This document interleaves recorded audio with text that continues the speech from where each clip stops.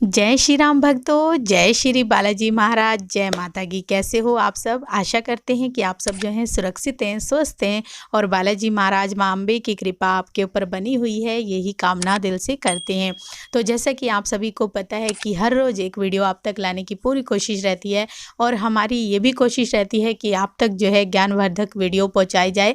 और जो भी जैसे कि आपको पता है कि होली आ रही है और 18 मार्च को होली है, तो होली के दिन का कोई ऐसा विशेष उपाय हमें बताइए जिससे जो है हम जादू टोना या फिर कोई करा कराई ऊपरी पराई किसी नेगेटिव एनर्जी से बचे रहें।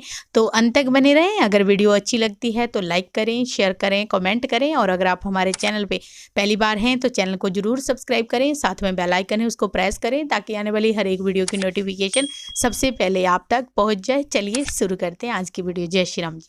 जय श्री राम, जय श्री बालाजी महाराज। मेहंदीपुर की पवित्र कृपा आपके परिवार पर हमेशा बनी रहे। आपका परिवार खुशमिया हो, मंगलमय हो, ऐसी कामना अपने इष्ट देव श्री बालाजी महाराज और माँ जगत जननी माँ भवानी अंबिके से करता हूँ। तो जैसा कि इनका क्वेश्चन तो बहुत उचित है, क्योंकि जिस हिसाब से आज के दौर में अधिकतर करा कराई के ज़्यादा कार्रवाई होती है, लोग किसी का बुरा कर देते हैं, ये नहीं देखते वो परिवार गरीब है अमीर है कैसा है, और अपना ये नहीं देखते कि कल को ये चीज़ हमारे पास लौट कर भी आ सकती है। हमारी संतान जैसी उसकी संतान है ऐसी हमारी संतान है। तो करा कराई में अकेला ये भी नहीं होता कि जो सामने, कहीं ना कहीं दोनों ही पार्टियों का कसूर हो सकता है, क्योंकि कई लोग ऐसा होता है किसी के साथ नाजायज़ कार्य भी करते हैं, नाजायज़ विपता का कार्य भी करते हैं, तब भी जाकर इस प्रकार की जो प्रभाव लोग जो है करा कराई जो है एक दूसरे का प्रतिशोध लेने के लिए करते हैं। तो ये जो दौर है, जो ये चल रहा है, इस प्रकार के दौर से आप किस प्रकार से सुरक्षित रह सकते हो? जैसा आपको पता है अधिकतर अदल और बदल का जो समय होता है, जैसे कि होली और दिवाली, ये जो समय है अदल और बदल का है। अदल और बदल का मतलब ये होता है कि बुरी शक्तियों का आगमन और नकारात्मक ऊर्जाओं का आगमन, समझ गए, पॉजिटिव एनर्जियों का आगमन इन दौरान में चलता रहता है। क्योंकि जब महादेव का विवाह हो जाएगा उसके बाद जो है अच्छी बुरी शक्तियों का आदान प्रदान अपने आप ही हो जाता है। वो कैसे होता है? जैसा आपको पता है इस दौरान क्या होगा, एक ऋतु आएगी और दूसरा ऋतु परिवर्तन होगा। तो जब ऋतु परिवर्तन होता है तो इस प्रकार के परिवर्तन में बहुत से लोग जो है गलत प्रकार की प्रक्रिया करने की ज़्यादा कोशिश करते हैं। आपके परिवार के ऊपर करा कराई ज़्यादा असरदार ना रहे और आपके परिवार के आपके कारोबार भी सुरक्षित रहे, आपकी संतान भी सुरक्षित रहे, आपका घर के अंदर किसी भी प्रकार की अभद्र शक्तियों का वास ना हो पाए। इस दौरान में आज आपको एक ऐसा टोटका बताऊंगा, ऐसा टोटका जो कि आप करोगे तो आप स्वयं मानोगे कि गुरु जी के द्वारा जो टोटका बताया गया है वाकई में ही बहुत ही ज़्यादा असरदार है। और उस टोटके से आपके परिवार के अंदर गलत प्रकार की जो चीज़ें होंगी उसकी भी तबाही होगी, उसका भी स्वाह हो जाएगा। तो वो टोटका करना किस प्रकार से है? ये टोटका जो आपने करना है ये आज जब जागा जब सवेरा। मान लो जैसा आपको पता है कि 24-25 दिन रह गए हैं मान लो दिवाली उसके होली के लिए, तो उस दौरान हम देखो समय जो होता है वो बहुत ज़्यादा बहुमूल्य होता है। कोई भी समय होता है, समय ही बलवान है। कब किसकी तरफ समय का रुख बदल जाए और ये कोई देख कर नहीं होता है कि समय कब करवट ले ले और किसका पल्ला भारी हो जाए। अब ये वक्त की बात है, वक्त की धार और तलवार पता नहीं किसके ऊपर पड़ जाए। अब अगर आपकी परिस्थितियां इतनी खराब हो चुकी हैं, आप तंग आ चुके हो, कोई शत्रु आपसे मान नहीं रहा है या कोई ऐसी अभद्र आत्मा आपके शरीर में वास कर रही है जो आपको बार बार टॉर्चर कर रही है। जैसा कि आपको पता है कि भगवान जो विष्णु के जो भगत थे प्रहलाद थे, जब अंत हो गया था किसी चीज की अति हो जाती है, वरदान भी विफल हो जाता है जब कोई पाप का साथ देता है, अधर्म का साथ देता है। जब अग्नि के अंदर, आपको पता है होलिका दहन क्यों मनाया जाता है? जो हिरण्यकश्यप की बहन थी होलिका, उसको वरदान प्राप्त था कि अग्नि तुझे जला नहीं सकती। जब भी तू किसी को अग्नि में तू लोगों को फूंक सकती है लेकिन तुझे कोई नहीं जला सकता। तो वो जो वरदान है वो भी विफल हो जाता है। कब? जब प्रभु के भक्त के ऊपर आन पड़ती है। जब उसने देखा तेरे को वरदान प्राप्त था ठीक है, लेकिन तूने पंगा लिया किससे? प्रभु के भगत से। अब भगत से पंगा लेना तो भैया बहुत ही ज्यादा भारी पड़ जाता है। और वही बात है, जब पंगा ले लिया, अब तो उसने प्रहलाद को बिठा लिया। प्रहलाद को बिठाने के बाद जो प्रभु भक्त था, वरदान कैसे करवट ले लेता है, देखो समय के फेर कैसे करवट ले लेता है। जो वरदान था वो अभिशाप बन गया, और जिसको वरदान प्राप्त नहीं था उसके लिए फल बन गया। तो इस प्रकार से आप सोच के देखो, जो लोग गलत प्रकार की प्रवृत्ति करते हैं, उन प्रवृत्तियों में उनको जो कार्रवाई को रोकने के लिए, उनके लिए स्तंभन करने के लिए, दुष्ट आत्माओं को रोकने के लिए, जो उनकी अति हो गई है घर परिवार के ऊपर, बच्चे के ऊपर, व्यापार के ऊपर, जो लोग बार बार ये चीजें कर रहे हैं, या आप तंग आ चुके हो, तो उठा लीजिए अब वो बेड़ा, क्योंकि जब हमारे द्वारा किया गया तप ही हमें जिताता है। अगर हम तप ही नहीं करेंगे, हम सोचते हैं कि अब बस हमने रोटी बन गई और अपने आप ही मुख में आ गई, ऐसे कभी नहीं होता। प्रभु चाही तो हो सकती है, हमारे चाहने से तो प्रभु चाहे तो कर सकते हैं। हम तो एक अरदास, हमारा कर्म जो है प्रार्थना में है, प्रार्थना में ही हमारा अधिकार है। फल की आकांक्षा, फल हमें कब प्राप्त होगा, इस प्रकार की अंदर लालसा रखने में नहीं।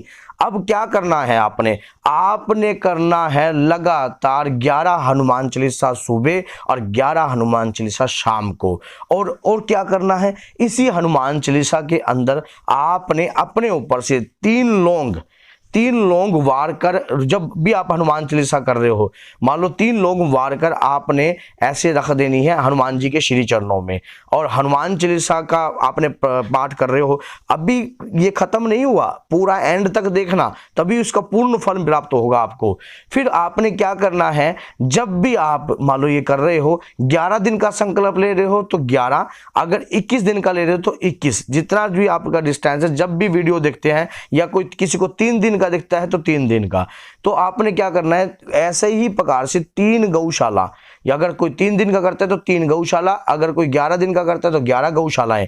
मान लो आपने 11 गौशालाओं, जो अलग अलग गौशाला है, जिस नाम से है, कोई कृष्ण गौशाला है, कोई राधा कृष्ण गौशाला है, तो अलग अलग नाम से जितनी भी गौशाला, वहां से इतना गोबर लेके आना है, गाय का गोबर, क्योंकि इस गाय के अंदर 33 कोटि देवी देवताओं का वास है। प्रभु सभी भक्तों की कृपा, सभी देवताओं की कृपा आपके ऊपर आ जाएगी, प्रभु भक्त के ऊपर। तो आपने क्या करना है, उससे अपने हाथों से ऐसे एक पाथी बनानी है और अपना पंजा छाप देना है उस पे, अपना पंजा। और वो बनाने के बाद आपने उनको कहीं पर छाया में सुखा लेना, या कोई भी ऐसी जगहों पर जहां पर आपको लगता हो धूप हो, तो उस एरिया पे ज्यादा देर ना आए, कोई खराब ना करे उस चीज को। अब आपने ये, अगर आपके 11 है तो 11, और अगर 3 है तो 3, या 21 है तो 21, अगर कोई जिस हिसाब से वीडियो देख रहा है उस हिसाब से स्टार्टिंग हो जाएगी। अब करना क्या है, जब ये आपके इकट्ठे हो जाते हैं, जैसे कि मान लो किसी ने 11 दिन का कार्रवाई कर ली है, 11 हनुमान चालीसा पढ़ रहा है और 3 लौंग वार कर हनुमान जी के श्री चरणों में रख रहा है, तो उसके दौरान क्या करना है, आपने जिस दिन होलिका दहन होगा, उसी दिन आपने जो 11 थापियां हैं और जो 3 लौंग करके आपके जितने दिन की आपने पूजा याचना करी है वो, और उस दौरान आपने 11 पतासे भी आपने उसी दिन ही लेने हैं, और 11 ही मालपुए होते, या फिर वो जो उसको क्या बोलते हैं, जो भैरव बाबा भेजे, मीठे पुए भी लेने हैं आपने। 11 मीठे पुए, 11 पतासे, और जितनी लौंग वो बन गई हैं वो, ये सब, और वो 11 थापियां, सब अपने पूरे परिवार के ऊपर से। अगर कोई रोगी है 21 बार, अगर कोई रोगी है, कोई परेशान है, या कोई बच्चा बार बार ठीक नहीं हो रहा, या किसी के व्यापार में भी दिक्कत आ रही है, तो या कोई अगर ऐसा लगता है कि सामने वाला व्यक्ति जो है मेरे ऊपर इस प्रकार की कार्रवाई कर रहा है, तो आपने श्री बालाजी महाराज से उस व्यक्ति का आकांक्षा, मतलब शक की निगाह से देख रहे हो आप, आपके पास कोई सबूत नहीं है, आपने सिर्फ स्तंभन करना है अपनी बारी। जो लोग आपके प्रति गलत प्रकार की सोच रहे हैं उनका स्तंभन करना है। ऐसी प्रार्थना श्री हनुमान जी महाराज से करनी है कि हे श्री बालाजी महाराज, आज इन लोगों का स्तंभन कर दिया जाए, और स्तंभन करने के दौरान ताकि ये मेरे प्रति कभी भी ना सोच सके, इनकी बुद्धि को भ्रमित कर दिया जाए मेरे प्रति सोचने पे।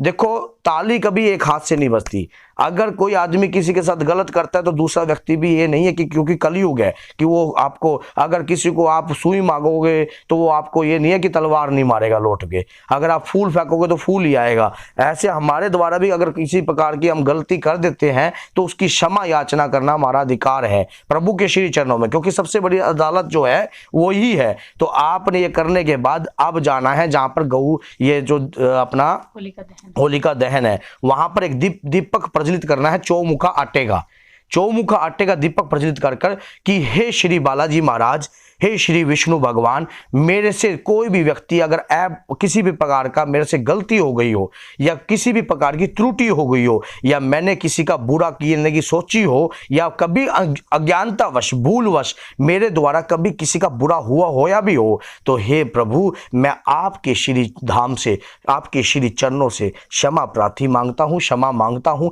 हे प्रभु मेरे सारे पापों को आप यहीं पर समाप्त कर दीजिए और मैंने दुनिया से कुछ नहीं लेना, मैं प्रभु के नाम का सिमरन करूंगा। जो वो आपने उतारा था उसको चढ़ा देना है और जब रात्रि के समय जब होलिका दहन होगा उस समय आपने एक पीपल के नीचे भी चौमुखा दीपक लगाना है। अगर किसी ने मेरा पितर भी बांधे हों तो वो भी मुक्त हो जाएं और मेरे कुल देवी देवता भी मुक्त हो जाएं, ऐसी प्रार्थना ब्रह्मदेव से करनी है। तो यकीन मानिए मैंने बहुत बढ़िया आपको ये टोटका बताया है, दिल से करोगे तो 100% आपका कार्य होगा। श्रद्धा और शंका दोनों बहने हैं, श्रद्धा प्रवेश रहनी चाहिए अंदर, शंका को तो रास्ता बंद कर देना चाहिए, क्योंकि भगवान के प्रति कभी भी हमारी पूजा करी हुई कभी विफल नहीं जा सकती, कभी व्यर्थ नहीं जा सकती, सच्चे दिल से की जानी चाहिए। तो बोलिए जय सीताराम, जय श्री बालाजी महाराज, जय गौ माता और जगत जननी माँ भवानी अम्ब के मैया आपका कल्याण करे।